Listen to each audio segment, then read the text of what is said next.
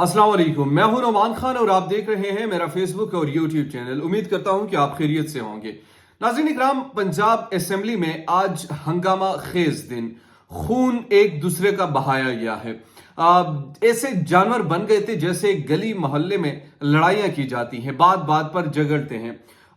एक लम्हे के लिए मुझे तो अफसोस इसलिए होता है कि ये हमारे लेजिस्लेटर्स हैं, ये हमारे मुस्तकबिल का तयन करते हैं, ये हमारे लिए कवानीन बनाते हैं। जिन कवानीन की ये धजिया बिखेरते हैं, मैं दोनों साइड्स की बात करूंगा, मैं एक साइड की बात नहीं करूंगा। यहां पर जो हुआ नहीं होना चाहिए था, इंतहाई अफसोसनाक अमल हुआ। एक ऐसा अमल हुआ जो तारीख में हमेशा एक स्याह दिन के तौर पर याद रखा जाएगा और इसे हमेशा एक लो किस्म की अमल गर्दाना जाएगा, इसको कोई सपोर्ट नहीं करेगा। मगर ये क्यों हुआ, असल सवाल तो ये है। और इस हाल तक पहुंचाने में किसका सबसे अहम किरदार था। दूसरी अहम चीज, रात को 12 बजे अदालतें खुलने वाली कहां अब चली गई थी, सोमोटो एक्शन क्यों नहीं लिया गया, या सिर्फ वो एक मखसूस एजेंडे के तकमील के लिए सिर्फ लिया जाता है और वो मखसूस एजेंडा जब अब कंप्लीट हो चुका है तो वो अब उसकी जरूरत नहीं है। दूसरी तरफ ये बात यहां तक क्यों पहुंची और मुनस इलाही अब क्या करने वाले हैं, क्योंकि उनका बड़ा एक स्टेटमेंट मैंने अभी अब से कुछ देर कबल देखा है कि अब बाहर आए तो हम देखेंगे। चूंकि मुनस इलाही परवेज इलाही साहब के साहबजादे हैं और परवेज इलाही के हाल भी आपने देख लिए, आपको स्क्रीन पर भी नजर आ रहा होगा कि जिस तरीके से इनको मारा गया है, जिस तरीके से इनको पीटा गया है, वो दुआएं कर रहे नजर आते हैं। इसमें ज्यादा कसूर किसका है? कसूरवार क्या पॉलिटिशियंस है, अदलिया है, या फिर लोटे हैं? सवाल ये भी बिला आखिर बनता है कि जो आर्टिकल 63A है, यानी जिसके जरिए से आप अपने पार्टी से गद्दारी करते हैं, अपने पार्टी से बेईमानी करते हैं, तो उसमें सिर्फ वन टाइम नाअहली क्यों है? इस हवाले से अदालत का फैसला अभी तक पेंडिंग है, जिसकी वजह से तमाम चीजें हो रही हैं। अलबत्ता इस पर हम जरा डिटेल से मैं गुफ्तगू करना चाहता हूं और मैं चाहता हूं कि आप मेरे साथ इसमें रहें और इसको जरा समझने की कोशिश करें कि ये मामला कहां से शुरू और कैसे हुआ। देखिए, सबसे पहली बात तो ये इक्तदार की जंग है। इक्तदार की हवस ने हम सबको एक ऐसा जानवर बना दिया है कि हमें किसी चीज की समझ नहीं आती। इक्तदार की हवस ने हम सबको एक ऐसा दरिंदा बना चुकी है कि हमें समझ नहीं आती कि हम करें तो क्या करें। इक्तदार की हवस ने हमें गुंडे भी बना दिए और इक्तदार की हवस ने हमें बदमाश भी बना दिए। इक्तदार की हवस ने हमें गली मोहल्ले के बच्चे भी बना दिए और इक्तदार ही की हवस ने हमें गुल्लू बर्ड्स भी बना दिए हैं।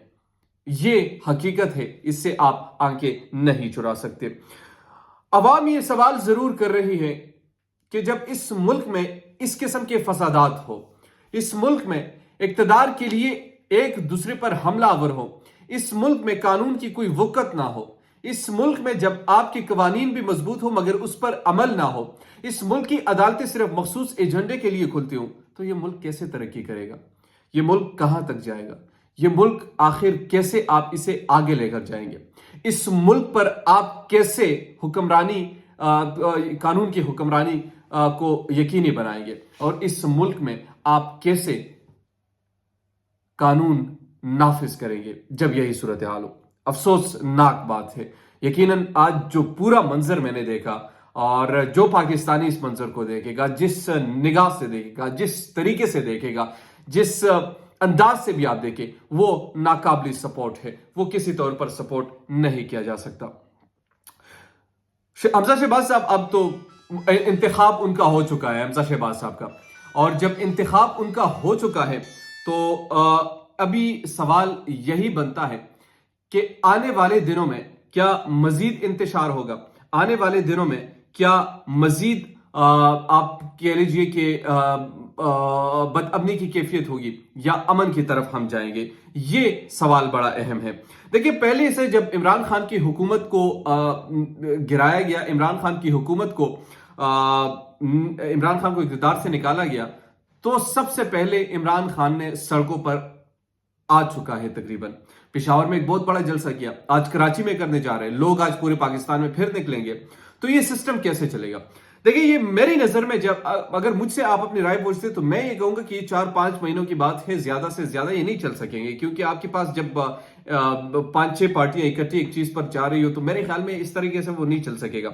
और जब ये तमाम चीजें हो जाए तो आप फिर क्या समझते हैं कि ये पाकिस्तान के लिए अच्छा है? जिसने भी करवाया, मैं नहीं चाहता कि कौन से इदारे इसमें मुलविस थे, कौन लोग इसमें मुलविस थे, ये किसने करवाया और क्यों करवाया, मैं उस तरफ जाना ही नहीं चाहता। मैं सिर्फ सवाल ये रखना चाहता हूं कि आखिर हासिल आपने क्या किया। मैं सिर्फ ये सवाल आपके सामने रखना चाह रहा हूं कि आखिर हमने इस मुल्क को इस इंतशार की तरफ क्यों लेके गए। आखिर क्या हम खुद को मुहब्बे वतन पाकिस्तानी कह सकते हैं? क्या हम खुद को ये कह सकते हैं कि यार ये जो हम कर रहे हैं ये बिल्कुल पाकिस्तान की मफाद में है, पाकिस्तान के लिए अच्छा है, पाकिस्तान के लोगों के लिए अच्छा है, पाकिस्तान की मंशा के लिए अच्छा है, पाकिस्तान की जमहूर के लिए अच्छा है? बिल्कुल भी नहीं। सब मफादात का खेल है, सारे मफादात कर रहे हैं, सारे अपने इक्तदार की हवस के लिए जितना इनसे हो सकता है वो कर रहे हैं। कोई पाकिस्तान के साथ मुझे मुखलिस इस वक्त नजर नहीं आता। अगर ये मुखलिस होते तो सबसे पहले ये जमहूर जमहूर जो करते जमहूर के पास जाते और एक नए इंतखाबात करके अपने आप को जरा टेस्ट करते, आप कितने पानी में हैं। उस तरफ कोई नहीं जा रहा, उस तरफ किसी की तवज्जो नहीं है।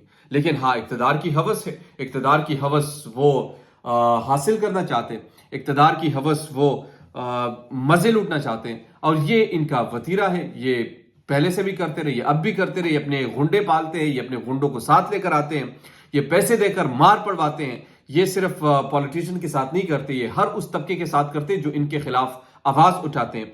जो गुल्लू बट्स हमने माजी में देखे, उनका दौरा फिर आ चुका है और पहला मंजर आपने देख लिया है। ये पाकिस्तान की सियासत है और पाकिस्तान की सियासत में ये आपको कहीं दूसरे मुल्क में नजर नहीं आएगा कि किसी कौमी सूबाई असेंबली के स्पीकर को इस तरीके से मारा गया हो, डिप्टी स्पीकर को इस तरीके से मार पड़ी हो, बाहर से गुंडों को लेकर आए हो, बाहर से किराए के जो आप कह सकते हैं वो लोग लेकर आए। तो ये बहुत सारी चीजें हैं जो पाकिस्तान के पॉलिटिक्स में अनफॉर्चुनेटली इस वक्त मौजूद है, और इसको एक दूसरे के खिलाफ ना कंडेम कर रहे हैं, ना मुजम्मत इस चीज की कर रहे हैं, और ना मुजम्मत करने की सकत रखते हैं।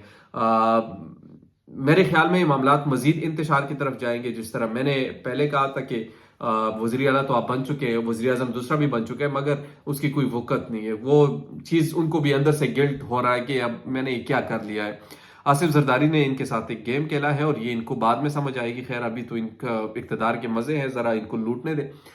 जब वक्त आएगा करीब तो फिर इनका देख लीजिएगा क्या हशर होता है। तो ये सिचुएशन थी जो मैंने आपके सामने रखी, मुंह सिलाई, और अब वो किस तरह बदला लेते हैं। अल्लाह पाकिस्तान को हर शर से महफूज करे, पाकिस्तान को इस्तेहकाम की तरफ ले जाए। बहुत मुझे हालात ख़तरनाक नज़र आ रहे हैं, और अगर ये सिलसिला यूं ही चलता रहा तो यकीनन इसको फिर कंट्रोल करना किसी की बस में नहीं होगा। चाहिए उन जिम्मेदार इदारों को कि इस हालात को कंट्रोल करें और अपने तरीके से कंट्रोल करें, free and fair election conduct करवाएं, और इलेक्शन कंडक्ट करवाने के बाद जो अवाम चाहेगी उनको इस कुर्सी का हकदार करार दे। दीजिए मुझे नौमान खान को इजाजत। आज जलसा भी है, जलसे के हवाले से कुछ अपडेट्स आपको देंगे आगे नेक्स्ट वीडियो में, बट तब तक के लिए मुझे नौमान खान को दीजिए इजाजत। अल्लाह के बाद।